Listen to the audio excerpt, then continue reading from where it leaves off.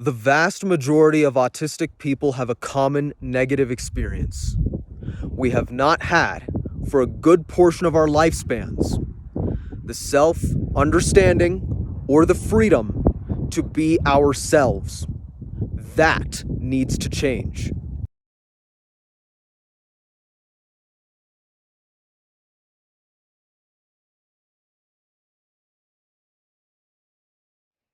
One of the serious problems of masking is the nature of masking itself. It's how we justify it to ourselves. When doing something as serious as masking, we have to explain to ourselves why we're doing it, consciously or unconsciously. And one of the things that we end up thinking to ourselves is that masking our autism is good because autism is bad and being autistic is bad. And that's the only reason why I or anyone else should mask their autism, is that being autistic is bad. Of course, being autistic is not bad. So what's the point of masking your autism? If it's not bad, if it's not wrong, if it's not evil, if it's not something that's worthy of being hidden from the world, why should you mask? Why should you hide the fact that you're autistic? Why should you be anything other than who you really are?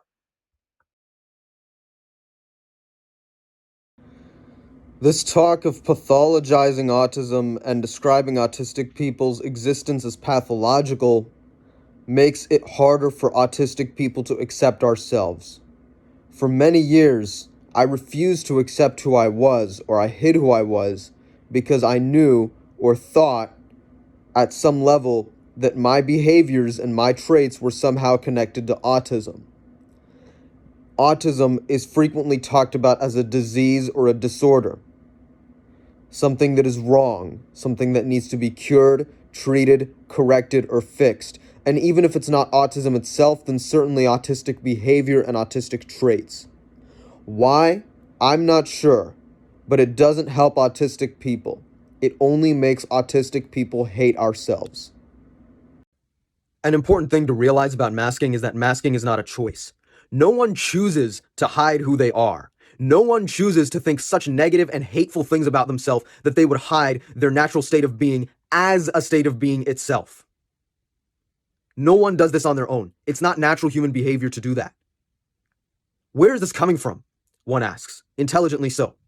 The pressure to mask comes from a society that considers autistic behavior and autistic traits to be wrong, because autistic behavior and autistic traits do not meet normative standards of correct and proper behavior. That must change. The second thing is that masking is essentially the freeze part of fight, flight, or freeze.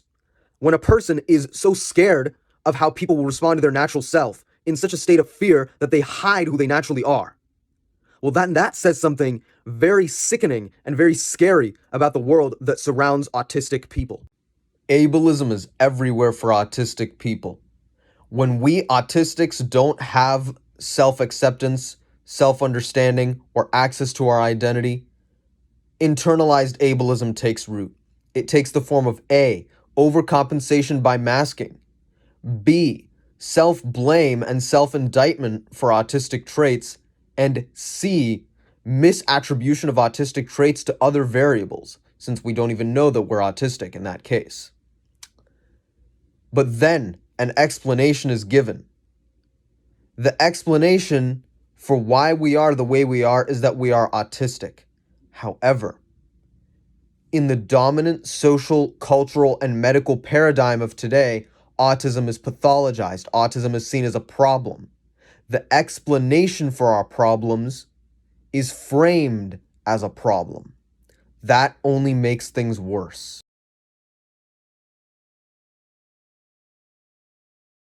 Let me tell you about how I overcame my autism. Okay? I would pretend to myself. It started out, I think to myself, well, no amount of loud noise can ever bother me. No amount of being touched could ever bother me. Faking it till I made it. That's what I did. I'd fake it until I made it. Fake it till you make it. And I adopted so many social, communicative, emotional, sensory behaviors that are more typical or normal, quote unquote, until I thought, I can't possibly be autistic at all. I'm cured of autism. I've overcome my autism. In reality, it was just masking. It was just an imitation of a neurotypical persona. I was really autistic on the inside. My overcoming autism only caused me trauma. An important way to look at the masking of autism is through understanding it as a form of epigenetic trauma. What is epigenetics? Epigenetics is the scientific study of how one's expression of genetic traits, one's genetic phenotype, changes in response to environmental factors, usually stressors. Epigenetic trauma happens when the DNA, the genetics of a person, are coded to act in a certain way. The genetics don't change, but the role of the genetics, the role of the DNA is suppressed, and the DNA is not able to act. This perfectly describes autistic masking. Autistic masking suppresses the DNA that wires a person to act autistic, but does not provide a viable alternative. It simply smashes the DNA. How does masking autism contribute to, and in many cases cause, complex PTSD? Well, think about it. When an autistic person is masking, they're not just trying to be normal. That's not what's going on the inside. There's way more to it than just that. A person is masking their true self for fear of what might happen if they unmask their autism, for fear of how others might react, because they feel as though it is not safe at some level. This puts an autistic person who is masking in a low-level fight or flight, subconscious fight or flight situation throughout their whole lives. That's the perfect recipe for complex trauma and complex PTSD. I've noticed something very interesting. I've noticed that when an autistic person masks, I've noticed this in myself and I've noticed in some other autistic people, when an autistic person masks, they are more likely to negatively view autistic traits openly expressed in other people. Why is this?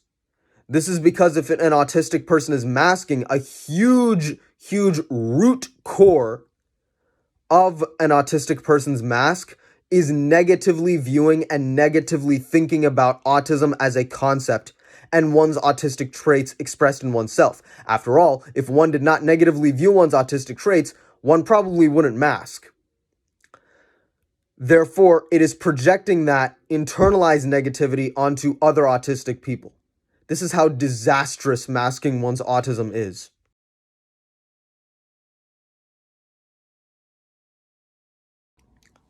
Just because a person has unmasked their autism, this does not mean the complex traumas and the behaviors that led to masking habits are dismantled. A person may have dismantled their autism masks, but the complex trauma and the neural pathways associated therewith do not go away because of unmasking. What's more, the habits that led to masking may still be there ingrained in that person, or the attitudes or the belief systems or the thought patterns, to be more specific, may still be ingrained in that person. These will take much longer to dismantle. Autistic people and mental health professionals need to be very acutely aware of this in the process of unmasking autism and undoing trauma.